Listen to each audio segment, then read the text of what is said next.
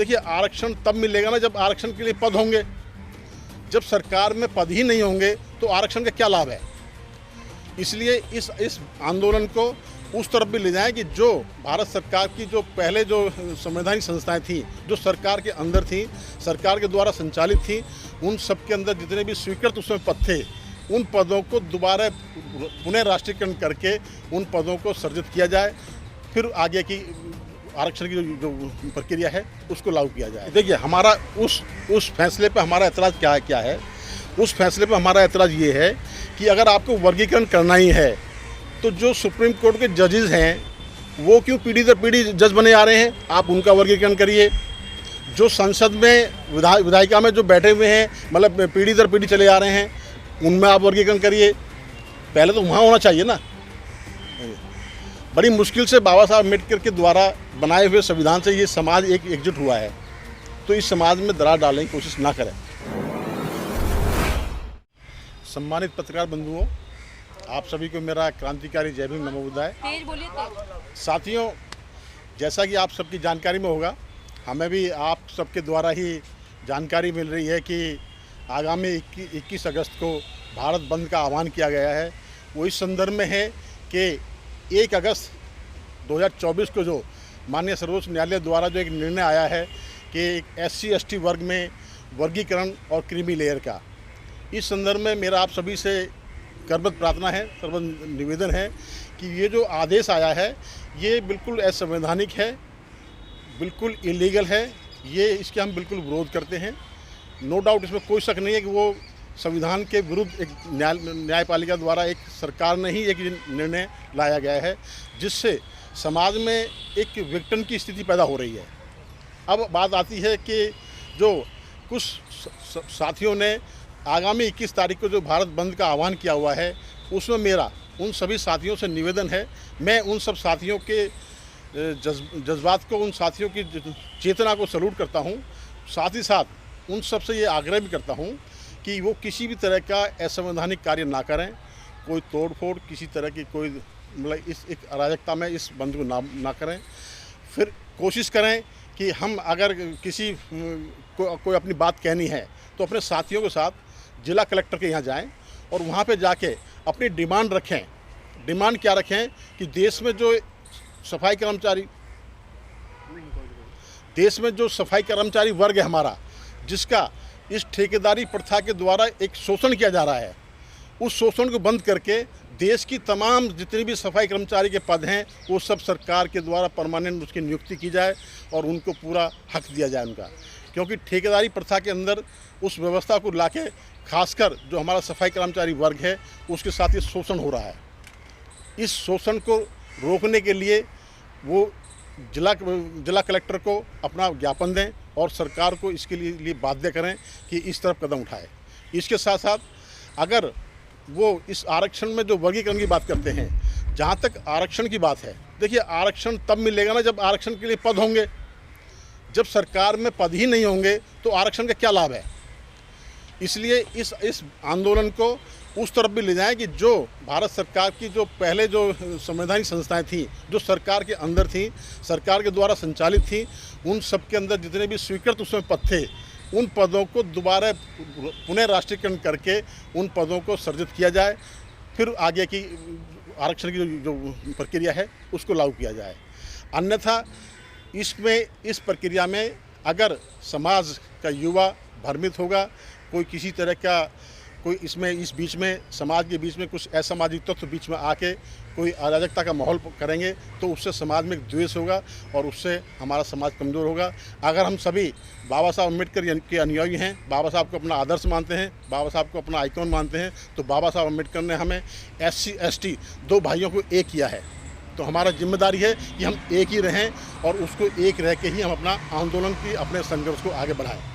बालक राम जी, ऐसा तो नहीं है कि वाल्मीकि समाज ने कॉल ये दिए कि अगर चमार अगर भारत बंद करता है तो हम उनके विरोध में खड़े होंगे, उस डर से आप अपना निर्णय चेंज तो नहीं कर रहे?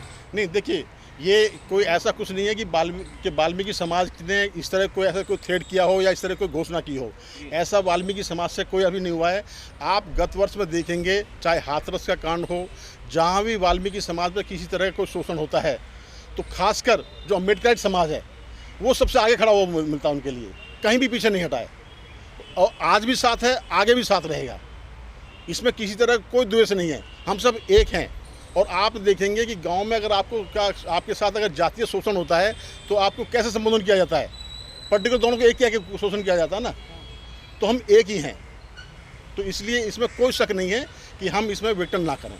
तो क्या वाल्मीकि समाज को जो अभी तक बैकलॉग नहीं भरा गया है, जॉब नहीं दी गई है अभी तक सफाई कर्मियों की या और भी जो क्लास की होती हैं, उसके लिए आप क्यों नहीं फाइट कर रहे हैं गवर्नमेंट से? देखिए, हम लगातार इस बात को प्रयासरत हैं कि सरकार से हम इस तरफ संघर्ष की तरफ जाएं कि जो हमारा सफाई कर्मचारी वर्ग है उसमें विशेषकर हमारा वाल्मीकि समाज का भाई है वो ज़्यादा उसमें कार्यरत होता है। उनके साथ ठेकेदारी प्रथा लाके उनका शोषण किया जा रहा है, उनका जो हक है वो नहीं दिया जा रहा उनको। तो हम तो उसके लिए प्रयासरत हैं। हम तो कहते हैं अगर ये 21 तारीख को आंदोलन होता है तो इस आंदोलन में की मेन मांग यही होनी चाहिए कि पूरे देश के अंदर जितना भी सफाई कर्मचारी वर्ग है वो बिल्कुल रेगुलर हो और सरकार के द्वारा हो, किसी भी ठेकेदार पर न हो। राम जी, जो समाज है, जो छोटा बड़े भाई का जो दर्जा दिया जाता है, वो करें हम 1960 से लड़ाई लड़ते आ रहे हैं। 2024 में अगर सुप्रीम कोर्ट ने ये निर्णय दे दिया है तो मेरे बड़े भाई क्यों ऐतराज़ कर रहे हैं? क्या आपको कोई ऐतराज़ है? नहीं, देखिए, हमारा उस फैसले पे हमारा ऐतराज़ क्या है। उस फैसले पे हमारा ऐतराज़ ये है कि अगर आपको वर्गीकरण करना ही है तो जो सुप्रीम कोर्ट के जजेस हैं वो क्यों पीढ़ी दर पीढ़ी जज बने आ रहे हैं, आप उनका वर्गीकरण करिए। जो संसद में विधायिका में जो बैठे हुए हैं, मतलब पीढ़ी दर पीढ़ी चले आ रहे हैं, उनमें आप वर्गीकरण करिए। पहले तो वहाँ होना चाहिए ना। बड़ी मुश्किल से बाबा साहब अम्बेडकर के द्वारा बनाए हुए संविधान से ये समाज एकजुट हुआ है, तो इस समाज में दरार डालने की कोशिश ना करें सरकार और न्यायपालिका। आप कुछ कहना चाहते हैं? बेसिकली ये जो यहाँ कंसेप्ट है ब्राह्मणवाद का भारत में, हमें उसको भी देखना चाहिए। ये SC ST के रिजर्वेशन में क्लासिफिकेशन करना चाहते हैं, चलो हम मान लेते हैं करना चाहते हैं, पर आप ये भी तो बताओ कि ये जो जनरल की सीटें हैं वहाँ ब्राह्मणवाद का क्लासिफिकेशन क्यों नहीं कर रहे हैं? सबसे ज़्यादा सीटें ब्राह्मणवाद खाता है उसमें, तो ये जो RSS है उसमें क्लासिफिकेशन शुरू कर दे, हम अपना क्लासिफिकेशन कर लेंगे।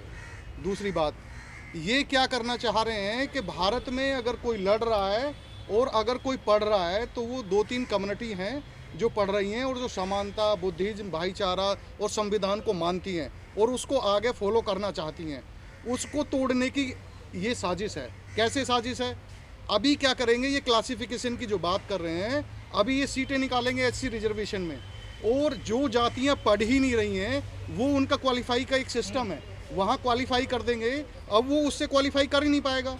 अब जब बंदा क्वालिफाई नहीं कर पाएगा तो उस सीट पे लिख देंगे कि उम्मीदवार उपयुक्त नहीं मिले और उनको जनरल में काउंट कर देंगे। तो उसको जो ना ब्राह्मणवाद, हमारी रिजर्वेशन की सीटों को भी ब्राह्मणवाद खा जाएगा। मेरा यही अपील है, चाहे वो लगभग 67 जातियाँ तो उत्तर प्रदेश में हैं SC कम्युनिटी में, और दिल्ली में का तो मुझे पता नहीं है, पर जितनी भी SC ST OBC जिस भी स्टेट में जातियां हैं वो इस पे विचार करें। और रही बंद की बात, बंद में ये ध्यान रखना चाहिए हमें कि बंद किसने किया है। बंद 2000, अब लोग काउंटर क्वेश्चन करेंगे कि भाई 2 अप्रैल 2018 को भी किसी ने बंद नहीं किया था। अब वो काउंटर क्वेश्चन का मैं देता हूँ। वो SC ST एक्ट की बात थी, वहाँ भी सुप्रीम कोर्ट ने ये काम किया था। उनके उस सुप्रीम कोर्ट को पनिशमेंट करना चाहिए था उसी टाइम पे कि तुम्हें इतना बड़ा आंदोलन कर दिया, तेरे बच्चे शहीद हो गए पूरे देश में और देश को एक अराजक माहौल में कर दिया, तब कि उनके खिलाफ एक महाभियोग लाना चाहिए था। उस जज को, जो सुप्रीम कोर्ट का उस टाइम पे था, उसको पनिश करना चाहिए था। जो आज ये स्टेटमेंट आया, ये स्टेटमेंट ही नहीं आता, आज ये स्टेटमेंट दिलाया गया है। ये बीजेपी और ये जो बीजेपी और सुप्रीम कोर्ट है, ये बीजेपी सुप्रीम कोर्ट नहीं है, ये RSS है। ये RSS इन दोनों को चला रही है, ये हमें समझना होगा। और मेरे भाइयों से यही अपील है कि भाई जो भी पढ़ा लिखा बच्चा है अपने मोबाइल की लोकेशन खोल के वो घर में पढ़ा रहे, क्योंकि आपकी एजुकेशन पे कुठाराघात 2021 अगस्त 2024 है। तो वो जो पढ़े लिखे भाई हैं वो घर से बाहर ना निकलें, अनपढ़ उन पे डंडा मारेंगे, उनको पीटेंगे, चाहे वो किसी भी तरह से वो सामान लेने भी बाहर ना जाएं। कोई भी ज़रूरत है एक दिन घर में सरेंडर रहें, जो कि वो उनकी एजुकेशन को करते हैं। नहीं, मैं विरोध नहीं कर रहा हूँ भारत बंद का, पर भारत आप बंद का चाहते नहीं है कि भारत बंद हो? बिल्कुल नहीं, भारत बंद हो, पर भारत बंद कैसे हो? आपकी क्या इंडस्ट्री है, आपकी क्या दुकानें हैं, आपके क्या ट्रांसपोर्ट हैं, आपका क्या है? कैसे भारत बंद करोगे? आप लठ लेके दूसरे को भारत बंद करवाओगे, ये संविधान का खुला उल्लंघन है। और संविधान किसने दिया? हमारे बाप दादों ने। तो आप अपने बाप दादों का उल्लंघन कर रहे हो क्या? अधिकार मांगने हैं तो लिखने पढ़ने के लिए लगभग 1000 रिट पिटीशन सुप्रीम कोर्ट में इसमें जाने वाली हैं। जो उसका रिव्यू पिटीशन है वो जाने वाला है। तो जो हमारे लॉयर्स हैं, जो इंटेलेक्चुअल लोग हैं, वो उसको कर रहे हैं कानूनी तौर पे। तो हमें इस लड़ाई में नहीं पड़ना है, हमें केवल इसको देखना है और घर में रहना है और किसी भी चक्कर में नहीं पड़ना है। एक तरीके से विरोध ही कहना है ना, आपके घर से बाहर ना निकले 21 तारीख को। बिल्कुल, आप अगर इसको विरोध मान लेते हो तो विरोध है। देखिए 21 तारीख क्या है कि किसी भी मतलब ऐसी कोई घटना ना हो जिससे कोई प्राण हानि हो, कोई आर्थिक हानि हो ना हो। देखिए जहाँ तक आप संघर्ष की बात करते हैं, ये भारत बंद नहीं, एक संघर्ष होता है। मैं आप सबके माध्यम से युवाओं से एक निवेदन करूँगा कि हमारा संघर्ष होना चाहिए कि इस देश का, अगर हम इस देश के को प्यार करते हैं, इस देश में शिक्षा का राष्ट्रीयकरण हो, स्वास्थ्य का राष्ट्रीयकरण हो, जितनी भी आर्थिक मतलब एक आर्थिक संस्था है, बैंकिंग सेक्टर है, इंश्योरेंस सेक्टर है, उनका राष्ट्रीयकरण हो, तभी इस देश में आरक्षण का भी लाभ मिल पाएगा। अगर इन व्यवस्थाओं का निजी राष्ट्रीयकरण नहीं होता है तो आरक्षण के आदेश का कोई औचित्य नहीं है। सर आपको नहीं लग रहा वकील साहब, जो मणिपुर में हालात हुए हैं या बांग्लादेश में जो हालात हुए, ये भी इसके पीछे भी आरक्षण की वजह थी? ऐसे हालात बनने का डर तो नहीं आप लोगों को? नहीं, देखिए वहाँ का वो उनका जातिगत मामला था, कुक्की और मतई का, तो उसे हम आरक्षण से न जोड़ें। हमें क्वेश्चन भी किस विषय पे करना चाह रहे हैं तो वो करना हमें ध्यान रखना चाहिए। वो उनका व्यक्तिगत सिस्टम है, हम उस पर पर्टिकुलर बात ना करें। मामला था ना सर, देखिए सारा वो आरक्षण का मामला नहीं था, वो कुछ और मामला था। उस पर अभी हमें प्रकाश नहीं डालना है। अभी हमारा जो काम है हमें वो करना है।